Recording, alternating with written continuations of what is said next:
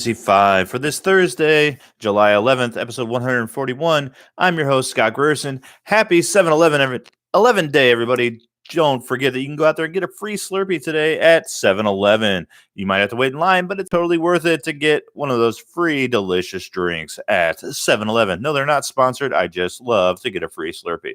All right, on today's show, we're going to be covering Kelly Oubre Jr. out of the NBA, and then we're going to be talking about our fantasy football quarterbacks 5 through 8. Stay tuned to hear all the fantasy news.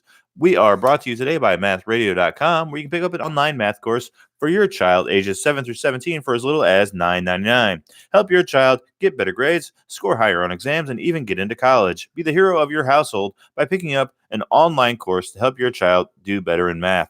Have less headaches helping with homework, and have your whole family be happy. mathradio.com. All right, so let's get started with the Kelly Oubre Jr. news. He has decided to stay with the Suns. He signs a 2-year, $30 million deal to stay in Phoenix. So this is good news for Oubre Jr. owners and his stock and just him personally going forward. He scored 4 points higher per game with Phoenix than he did with Washington last year. Also, his assist, steal, and block numbers were all up as well. The rebound numbers were down just a touch, but I like all the other stats. This is very good for Kelly Oubre Jr. and for fantasy purposes. Let's go ahead and switch over to our fantasy football talk today. We are talking fantasy quarterbacks. I'm giving you the 5 through 8 slots. Let's go over who we have ranked so far in our top 20. Number 20, we have Prescott. Number 19, Stafford. 18, Cousins. 17, Big Ben Roethlisberger. 16 is Lamar Jackson. 15 is Josh Allen. 15 is Brady. 13 is Rivers. 12 is Carson Wentz. 11 is Jared Goff. 10 is Deshaun Watson, and number 9 is Russell Hustle and Bustle Wilson. Okay, so breaking down our quarterbacks 5 through 8 today. Number 8, I have New Orleans Saints Drew Brees. He finished the last season as the number 8 fantasy quarterback. It seems like Brees is a top 10 fantasy quarterback every year. So there's a lot of reasons kind of to bet against Drew Brees this year. So he's getting older, right? His age is certainly a detriment. The defense has certainly improved from where it was, 3-4 years ago when Brees was throwing for 5,000 yards. And there's a new commitment to the running game in New Orleans. They want to run the ball early and often, do the Saints. So those are all problems with Drew Brees. However, I'd be absolutely shocked if he fell outside the top 12. And that's why he's being drafted as high as he is. He has a very, very high floor. He is being drafted as the 7th overall quarterback, 80th overall. That seems about right for Brees. I guess the problem is that while he has a high floor, that ceiling's kind of capped for all those reasons I mentioned earlier. It feels like a very narrow range of outcomes, right? You can see him finishing between 6 and 12, and kind of anything else would pretty much be shocking. I'd be very, very surprised if he finished in the top 5. I'd also be surprised if he didn't finish as a number 1 quarterback a QB1 in fantasy, so a top 12 guy. Anything else, it really would surprise me. So do you really want to pay top dollar for a quarterback, picking him 80th overall to grab a player who is, yes, safe, but I would rather have 2 shots, right? I'd rather take 2 players. Like give me Phillip Rivers and Murray, or Rivers and Garoppolo, or even 2 long shots like Garoppolo and Trubisky, than drafting Drew Brees in the, say, 7th round. I just don't think the upside is there. Now, you can't take all upside guys. You'll ruin your team that way. But at quarterback, I don't want to spend the money. There's guys on the waiver wire you can pick up if you don't get a guy early in the draft. Speaking of those guys, I have Jimmy Garoppolo, San Francisco 49ers quarterback, as my number 7 overall quarterback for this fantasy season. Now, obviously, Jimmy only played 2 games last year. The year before that, he played he finished the last 6 games for the 49ers, and the year before that, he only played, I think, 4 games for New England. So he doesn't have a big resume, but man, is this guy handsome, and he's a heck of a quarterback. All right. Jimmy Garoppolo is one of those guys that I believe in this year. I'm planting a flag, and I want him on my team. I guess the problems are obviously his track record, which I just spoke about. He just hasn't done it for a long period of time. He's never played a full season. We'll see if he can do it this year.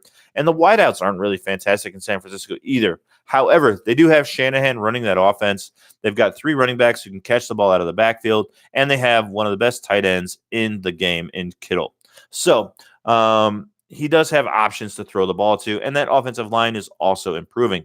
If he can stay healthy, I think he's going to be great. Jimmy is being drafted as the 21st best overall fantasy QB. In standard leagues, that means he's not getting drafted at all. Typically, in a 12-team league, you're going to have about 18 guys get drafted.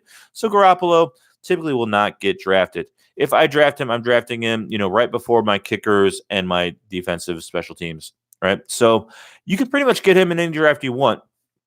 I love pairing Garoppolo. I think I've talked about it earlier with a guy like Phillip Rivers. Give me someone safe in the 13th round, and then give me Garoppolo right after that. I think there's a lot of value there, as Garoppolo could be a guy who wins you a league with a very late round draft pick. So I love the value there. Obviously, I'm not drafting him 7th overall. That's not what this list is about. This list is not where you should draft guys, right? I don't want Garoppolo in the 1st round or 7th round, anything like that. I'm going to take him very, very late. But I do think he finishes the year as a top 10 guy, and I am all over Jimmy Garoppolo. Okay, number 6 on my list is Cam Newton. I feel like everybody hates Cam Newton this year, and I'm not really sure why. Okay, yes, he finished the year as number 12 overall last year. He did miss 2 games, and then he was hurt half the season. Right? I recall watching, for whatever reason, the game where Carolina played at Tampa Bay, and I think Cam had like 5-6 picks, something like that. It was just crazy. And the game was just an absolute mess. But I honestly believe he had a shoulder injury that ruined the second half of his season. If he's healthy this year, which I think he will be, I think they're going to be great. I wish the Panthers had picked up, some more weapons on offense for Cam to throw to. If they would have been a team that went out and picked up Odell Beckham Jr. or Antonio Brown, I think that really could have opened up their offense. And really, it's just Cam Newton and McCaffrey that are running this team. But I still like it. I think Cam, will get his 3, 4, 5 rushing touchdowns. Now, obviously, McCaffrey is going to get a lot of the workload. Hopefully, Cam won't run the ball, meaning he's going to stay healthy. But he'll run the ball enough that he will still get some scores. If Cam is one of those quarterbacks, like let's say he falls into the 8th round of your draft, right? That's a quarterback that I will pick up. Because I think he has a legitimate shot to finish in the top 3. I don't think he's washed. I know some people think he is, right? So my strategies are to kind of let a guy like Cam Newton fall to me if he does. If not, I'm fine picking up Rivers and Rivers and Garoppolo later on. But Newton is one of those guys that I'll target if he drops to me in the draft. Okay, the opposite of that is Baker Mayfield at number 5. So Baker finished as the 17th overall quarterback, not playing a full season, and he suffered under the worst head coaches in history last year.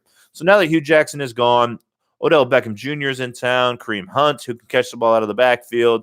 They've got weapons. They are loaded for bear over there in Cleveland. Mayfield should be even more dynamic this year. So there's certainly a lot of hype going on with Mayfield right now. A couple things that I worry about are the track record. Right, he's only played in, I think, 12 games as an NFL starter. I also worry about this defense. I think the defense is going to be better, which should make their offense worse, right? Maybe you see some more low-scoring games as the defense really steps up and plays a lot better this season. So they finished 21st at defense last year. If this defense makes a jump and can finish, in the top half, maybe 13, 14, 15, that will make a dent on how many opportunities you have on offense. So I don't like that.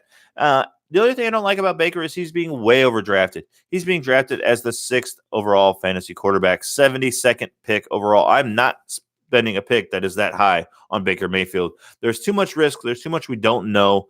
So unless he takes a huge fall, I'm not going to draft him. I know he's my 5th ranked quarterback. That does not mean I will draft him 5th overall as my quarterback. Okay. And he's just not falling in leagues. I've seen him taken in the 4th round before. All right, so he's being way overdrafted.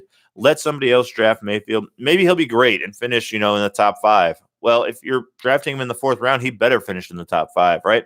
There's no value there to be had. So let somebody else take Baker, and you go ahead and draft someone like Cam Newton or Drew Brees who falls to you in the 8th or 9th round.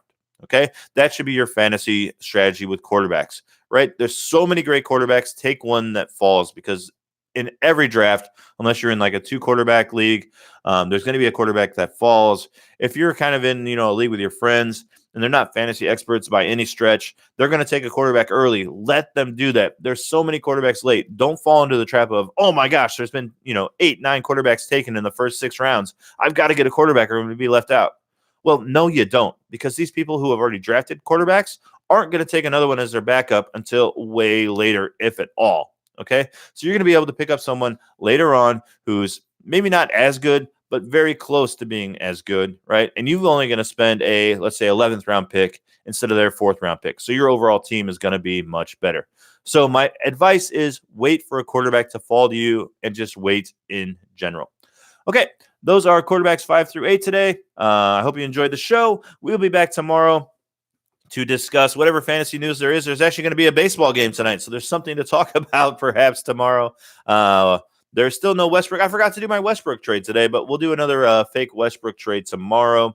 Maybe he'll actually get moved, and I can stop doing these fake Westbrook trades. I totally forgot about that today. Sorry about that if you've been enjoying that this week. So please visit our sponsor, www.mathradio.com, to pick up an online math course for as little as $9.99, mathradio.com. If you're watching on YouTube, hit that subscribe button and leave us a comment below. And if you're listening on a podcast, please give us a 5-star rating and a review. All right, we'll see you tomorrow. Bye for now.